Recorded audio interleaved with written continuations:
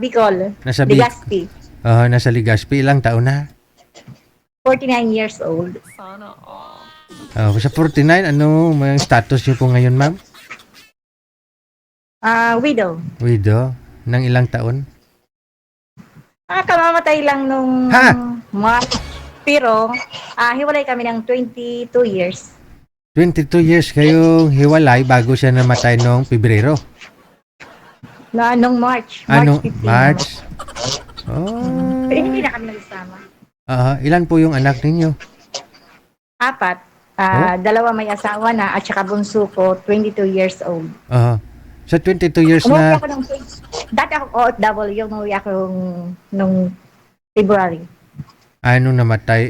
Tapos namatay siya bigla? Oo, sinabi ako ng anak ko na namatay na daw yung papa nila. Umuwi ka ng Pebrero, nung Marso namatay siya? Oo. Magkaiba naman yung namin, yung barangay. Pero may asawa na, naging asawa siya? Oo, may naging karelasyon din. Hindi siya nagkaanak? Hindi. Saan siya binurol? Sa kanila. Ikaw yung original. Kasal kayo? Oo, kasal kami. Hindi mo na inagaw, hindi mo na inuwi dyan sa bahay nyo? Hindi na, ayaw ko ng gulo. Mabuti hindi rin sa'yo pinaako ng asawa niya? Hindi. Ano naman yung mga anak ko? Okay lang sa kanila. I mean, yung asawa niya na pangalawa ba, hindi naman ibinigay sa'yo kasi namatay na? Hindi. Pero kung pwede kong kukunin ko sana. Huwag na. Wala namang pensyon, no? Meron, dalawa. SS at saka GSIS. Dalawa talaga. GSIS. Ano trabaho niya? Government? Sa Water District. Okay. So ngayon, saan yung pensyon mapupunta? Sa legal. Paldo. Sige lang. Yun ang inaasikaso ko.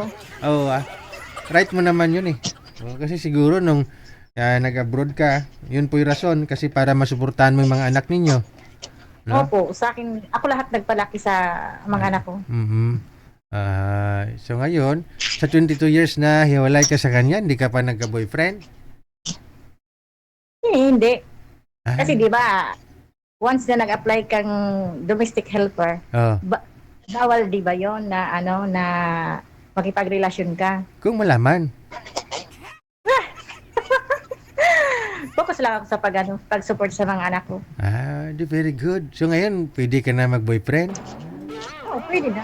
Noon nga, sabi nga ng nanay ko, pag umuwi ako magbabakasyon, every 2 years, mga 14 days lang. Sabi ng nanay ko, mag-asawa ka na.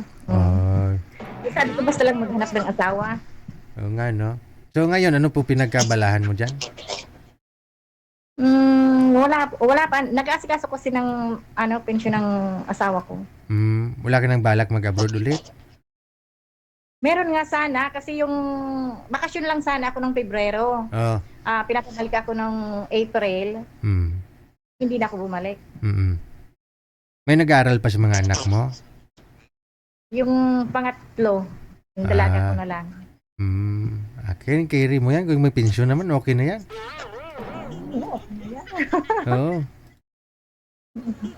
May mahanap ka na lalaki may trabaho, okay na yan. Anong gusto mo? Basta mabait, may trabaho. Legal na trabaho, no? Legal na trabaho, ayaw ko yung illegal. Ilang taon ka na nga po ulit? 49. 49. Sige, mga ilang taon po ideal mo? Ang gusto mo? 50 plus. 50 plus. Basta may stable job din, no? Okay, sige. Hanap tayo, Huwag ka mag-alala, ha? Hindi ka naman busy mamaya. Pag meron na tatawagan ka namin. Okay. Yeah, okay. I'm waiting.